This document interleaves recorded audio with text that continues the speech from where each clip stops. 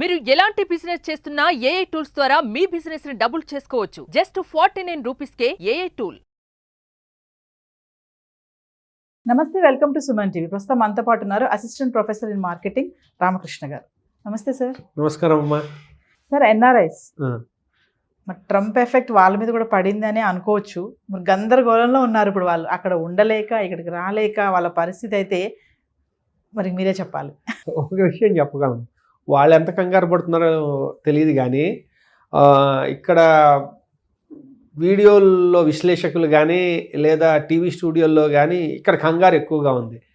ఎందుకంటే అక్కడ పరిస్థితి మనకు తెలియదు, అక్కడి గురించి ఊహాగానాలు మాత్రమే, లేదా ఒక 5-6 మన బంధువులు ఫ్రెండ్స్ ఎవరైనా ఉంటే వాళ్ళు చెప్పిన విషయాన్ని బట్టి మనం ఇక్కడ తీసుకురావడమే తప్పించి అక్కడంతా హోల్సేల్ మార్పులు ఏం జరగట్లా. ఒకేసారి ఇదిగోండి వెళ్ళిపోండి అని అలా ఏం లేదు. ఎప్పుడో ఉగాండాలో ఉండే ఇది అమీన్ అని ఒక ఆయన ప్రెసిడెంట్ అయ్యాడు. అయిన తర్వాత వాళ్ళకి మొత్తం భారతీయులందరికీ హోల్సేల్గా తాకీదు ఇచ్చాడు. ఏం లేదు, ఇంక మీరు తట్టాబుట్టా సర్దుకుని వెళ్ళిపోవాలి, ఉన్నట్టుగా అమ్ముకుని లేకపోతే వదిలేసుకుని పారిపోయారు. ఇది జరిగింది. అవి ఆయన ఇది అమీన్ అంటే డిక్టేటరు ఆ టైంలో వాళ్ళకి చెల్లింది. ఇప్పుడు అలాంటి ఆలోచనలు కానీ అలాంటివి జరుగుతాయని కానీ మనం అనుకోవడానికి లేదు.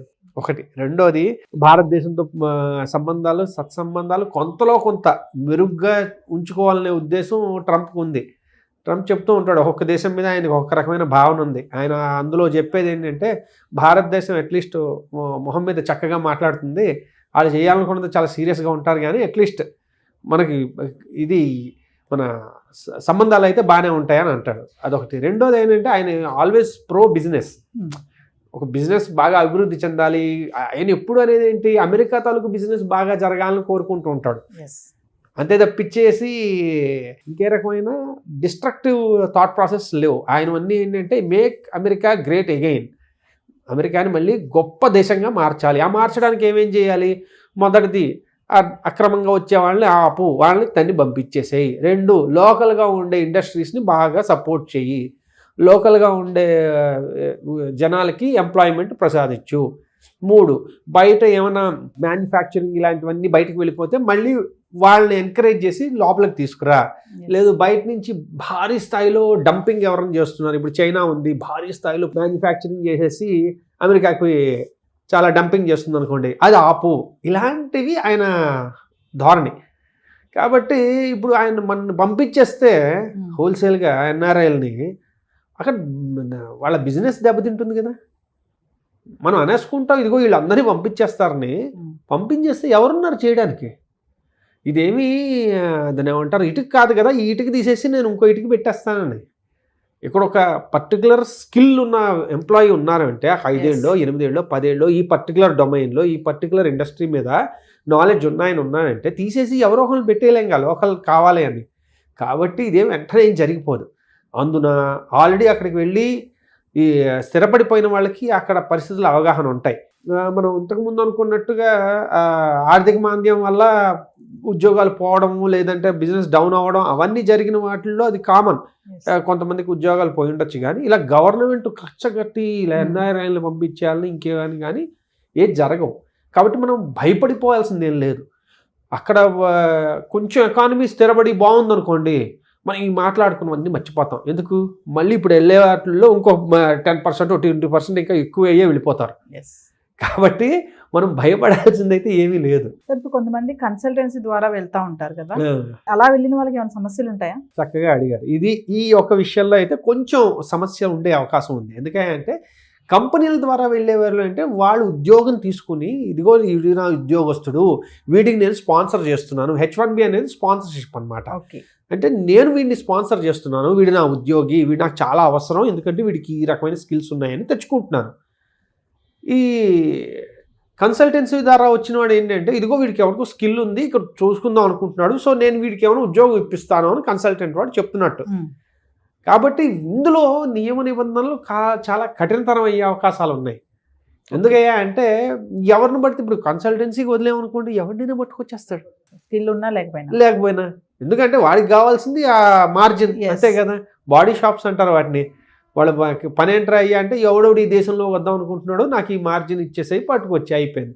సో అలాంటి వాళ్ళని అరికట్టడానికి వాళ్ళు ఏం చేస్తారంటే ఇదిగో దాని ఏమంటారు స్కిల్ని ఎలా మనం మెజర్ చేస్తాం, ఇదిగో వీడికి ఇంత బాగా కంప్యూటర్ వచ్చు అని చెప్పడం మనకు తెలియదు. ప్రతి వాడిని కూర్చోబెట్టి వీడు టెస్ట్ చేయలేడు. అందుకని ఏం చేస్తాడంటే వీడికి మినిమం ఇంత శాలరీ కన్నా తక్కువైతే వీళ్ళకి H1Bలకి అర్హత లేదు అన్నారు అనుకోండి, ఊరికే ఎవడో పిలిచి $150,000 $180,000 ఇవ్వం కదా, సంవత్సరానికి అది ఇవ్వాలి అంటే వాడికి నిజంగా అర్హత ఉండాలి. అంటే ఏమంటున్నారు ఇక్కడ మనం మెసేజ్ని 2 రకాల మెసేజ్లు ఉన్నాయి. ఒకటి ఎవడు పడితే వాడు వద్దు అని కట్ చేయడం ఒకటైతే, 2 నిజంగా బాగా హైలీ స్కిల్డ్ వాళ్ళు ఈ దేశానికి అవసరం వాళ్ళు మాత్రం రావాలి అంటున్నారు. అది ప్రో బిజినెస్ని చాలా అభివృద్ధి పరచడానికో దేశాన్ని అభివృద్ధి పరిచే ఆలోచనలనే ఉన్నాయి.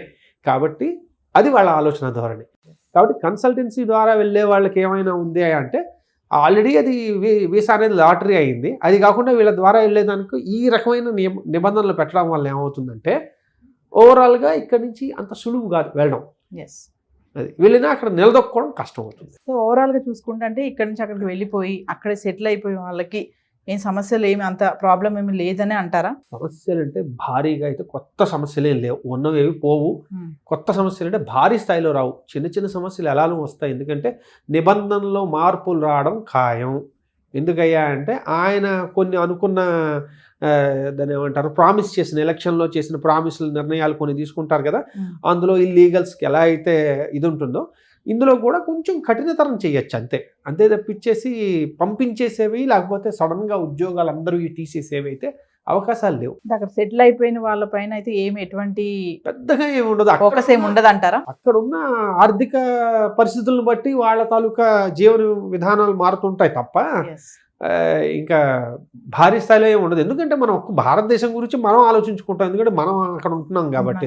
మనలాగే ఎన్నో దేశాల నుంచి అందరూ అక్కడికి వచ్చి ఉంటున్నారు కదా, వాళ్ళందరూ ఎందుకంటే వీడు ఒక్కడు ఓన్లీ ఇండియన్స్ మీరందరూ వెళ్ళిపోండి అండ కదా. ఇది చేస్తే అందరికీ ఇదిగా ఉంటుంది. వచ్చిన H1Bలో 70% దాదాపు చైనా వాళ్ళు ఉంటారు, అది భారతీయులు ఉంటారు.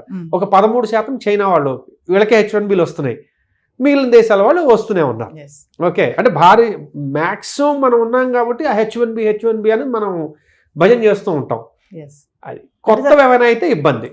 ఒక విషయం చెప్పండి సార్, ట్రంప్ టార్గెట్ ఇండియన్సా చైనా అంటే ఏం చెప్తారు మీరు? ఈ రకంగా చెప్పుకుంటే ఇండియన్స్ చైనీస్ కాదు ఆయన టార్గెట్, చైనా ఆయన టార్గెట్.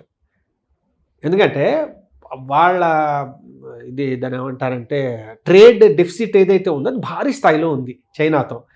అండ్ మొదటి నుంచి చైనా తాలూకు పాలసీలకు కొంచెం ఆయన వ్యతిరేకి కాబట్టి చైనాని టార్గెట్ చేస్తారు. కొంచెం హార్ష్గా ఉంటాడు చైనాతో. ఇండియాతో కొంచెం విభేదాలు ఉండొచ్చు, ఉంటాయి, చాలా ఉంటాయి. కానీ అవన్నీ బహిర్గతం చేసేసి డైరెక్ట్ యుద్ధం ప్రచండ యుద్ధం లాగా అయితే ఉండదు. కాబట్టి టార్గెట్ అయితే చైనా బహుశా, కానీ చైనీస్ కానీ ఇండియన్స్ కానీ అలా ఏం టార్గెట్ లేదు. Thank you sir. ఓకేనా.